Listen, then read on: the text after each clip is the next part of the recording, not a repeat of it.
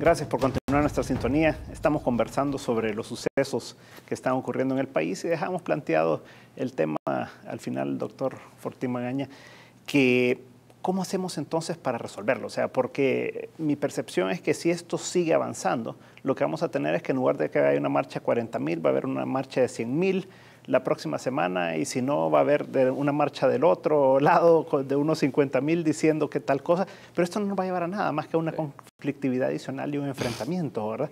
Entonces, ¿por dónde le encontramos una solución? Una solución, sí, y quiénes podrían ser esos interlocutores que puedan motivar esa, porque el presidente aparentemente está ahí en una cierta postura, y por el otro lado la embajadora de Estados Unidos y la comunidad internacional está como queriendo hacer cierta labor ahí. ¿Por dónde le vería usted la solución? Está un poco complicada la situación realmente. Mira, la incompetencia de la Corte Centroamericana de Justicia está más que demostrada. Se han publicado artículos, demostraciones, entrevistas, en donde, adicionalmente a lo que aquí se ha dicho, ha habido argumentos que demuestran que realmente la Corte Centroamericana de Justicia no tiene competencia para conocer en este caso.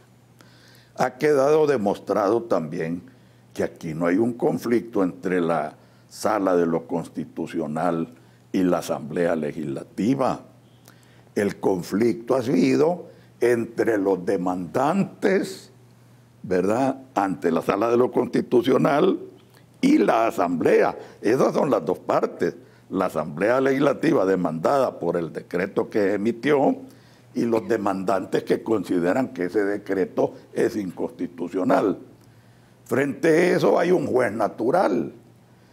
Ese juez natural se llama Sala de lo Constitucional de la Corte Suprema de Justicia, que le corresponde dirimir la contienda entre estas dos partes. Si la Sala de lo Constitucional hubiera dicho que lo que resolvió la Asamblea Legislativa es constitucional, esta sería la hora que los diputados estarían aplaudiendo y diciendo que la sala es una maravilla y que nunca hemos tenido una sala igual a la que... Tan independiente como la que tenemos. Pero como el resultado no favoreció a la Asamblea, sino que favoreció a los demandantes, entonces resulta que el juez natural, la Sala de lo Constitucional, realmente no tiene capacidad, que realmente está superando los límites de la Constitución política, toda una serie de cosas verdaderamente invertebradas, una serie de cosas que no tienen verdaderamente razón de ser. ¿Qué podemos hacer frente a estas circunstancias en que el absurdo se está apoderando de las partes cada día más y se empecinan más, como ese acuerdo que dieron, que mencionaba el estimado tocayo, de esos 43 votos reafirmados? Eso es verdaderamente ya ridículo.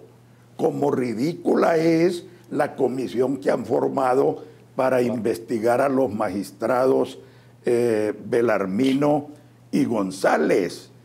Realmente, en primer lugar, el resultado de esta comisión no es vinculante, no es vinculante. Y si no es vinculante, lo único que pueden hacer es trasladársela al fiscal general de la República. Y por otro lado, ellos quizás están pretendiendo declarar una nulidad. La nulidad es un acto típicamente jurisdiccional. Jurisdiccional. Correcto. La Asamblea no tiene facultades para declarar una nulidad. Además, entre sus atribuciones no aparece jamás la facultad de declarar una nulidad. De modo que están arando están perdiendo tiempo, están perdiendo recursos, simplemente por apegarse a un absurdo. ¿Qué nos queda aquí, Luis? ¿Podremos apelar todavía a la sensatez, dadas las manifestaciones de absurdo que se han puesto de manifiesto? Pues sí, apelemos a la sensatez, apelemos a la sensatez.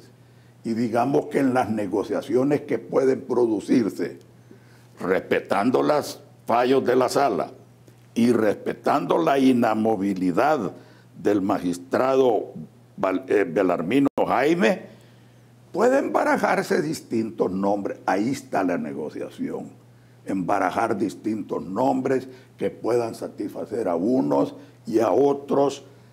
Tendríamos que ser bastante flexibles en esto, ¿verdad? Okay. Tal vez no podríamos aspirar a lo óptimo en estas circunstancias. Correcto. Porque en otras circunstancias sí debemos aspirar a lo óptimo. Realmente esos cargos ya vimos que son tan delicados que realmente que a ellos deben llegar personas de una solvencia total y absoluta, lo mejor del foro salvadoreño. Pero en estas circunstancias puede haber toma y daca en la conformación pues, de las nada más. Pero respetar los fallos de la sala, ¿verdad? Es fundamental. Y no mover a Belarmino Jaime, a quien le corresponden 9 años en la sala de lo constitucional. René. Bueno, brevemente. Yo creo que realmente seguir con esta situación de las comisiones para investigar la vida privada de los magistrados o de los candidatos a magistrados puede resultar contraproducente para el mismo FMLN. Habida cuenta que en las redes sociales en este momento ya circula una denuncia que se hizo contra el magistrado presidente electo de una situación que incluso ocurrió en el 2009, ni siquiera fue un hecho de hace 3 días, sino un hecho de 2009. Eso le desfavorece a los intereses del FMLN porque si están investigando por un proceso judicial al magistrado González, hombre, entonces deberían de aplicar la misma medida para el magistrado presidente electo. Entonces yo creo que esto el FMLN lo tiene que ver con cabeza fría. Pero por el otro lado, mira, yo cuando tú hacías la pregunta, ¿cómo solventamos este problema? Si me permites, en tu programa voy a repetir la propuesta que nosotros hicimos a la misma Asamblea Legislativa. Nosotros planteábamos la posibilidad de que se ratifiquen a los magistrados del 2006, que se ratifiquen a los magistrados del 2012, con la excepción de que al doctor Belarmino Jaime no lo pueden mover de la sala de lo constitucional, primero porque ya hay una sentencia dictada, y en segundo lugar porque, hombre, de la sola lectura de la Constitución se infiere que los magistrados son nombrados para 9 años en la sala de lo constitucional. Entonces, eso desentramparía las cosas. Pero por otro lado, y esto lo voy a decir despacio para darme a entender, mira, yo creo que ni Arena ni el FMLN han hecho números concretos, ni análisis concretos. Porque si nos vamos a ir a la lógica de lo que dice la Constitución, de que deben de estar representadas las diferentes corrientes del pensamiento jurídico en la Corte, esa propuesta que yo acabo de mencionar recoge exactamente ese sentimiento de la Constitución. Porque si ustedes, FMLN, han hecho números, con esa propuesta existe un equilibrio entre los magistrados de la Corte Plena y los magistrados de la Sala de lo Constitucional. Yo no sé si han hecho números concretos sobre este punto, porque quedaría balanceada, si queda conformada así, la Corte Plena con una corriente del pensamiento y la Sala de lo Constitucional con otra corriente del pensamiento que formaría equilibrio en la Corte Plena. Lo que pasa es que creo que esto lo han pensado tan atropelladamente que los sentimientos de egoísmo y de triunfadores no les ha permitido ver con claridad que esa propuesta que han formulado, incluso hasta algunos partidos políticos, es la propuesta más viable para solventar este problema. Doctor, ¿cómo lo ve usted? Sí, bueno, la verdad es que discusión jurídica, como decía el doctor Fortín Magaña, no cabe. Es una situación clara. En realidad no amerita mayor análisis, pero nos hemos visto en la necesidad de hacerlo para demostrar que esta situación no tiene más que un resultado.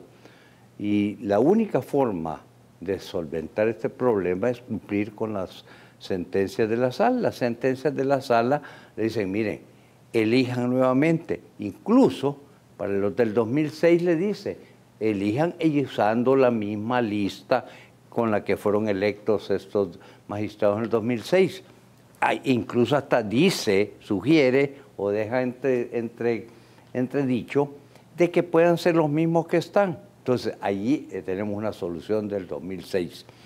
Y la del 2012 exactamente igual, pero el cumplimiento requiere la elección. Y por eso que el tratar de haber obviado anoche, no, hace 2 noches fue, el tratar de haber obviado la elección con una ratificación, en realidad es una maniobra burda.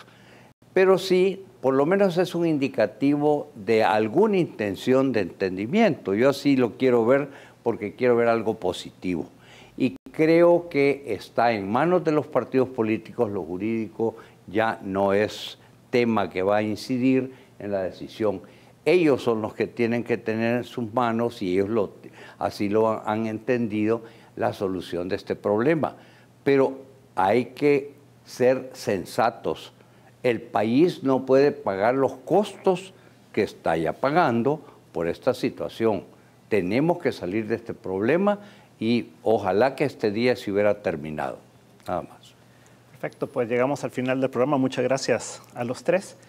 Y yo creo que para concluir lo que podemos decir es que hay que cumplir las sentencias de la sala. No tiene por qué meterse en nuestro país la Corte Centroamericana de Justicia.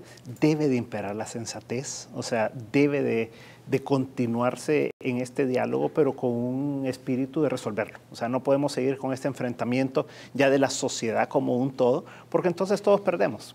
O sea, si aquí seguimos esta próxima semana, la siguiente, y en lugar de estar enfocados en los problemas que son fundamentales del país, estamos en uno que es importantísimo, por supuesto, porque es la defensa de la Constitución y de la institucionalidad del país, pero eso ya debería de dejarlo atrás nosotros y deberíamos de ver una democracia más robusta, una madurez política en el país para que podamos entonces concentrarnos en los grandes problemas adicionales que tiene este país y en los que estamos totalmente desenfocados, ¿no? Así que ojalá que impere la sensatez y que maduremos en este país para beneficio de todos. Es correcto, Luis, es correcto. A ustedes muchas gracias por habernos sintonizado y nos veremos el próximo domingo si el Señor así lo permite. Muy buenas noches.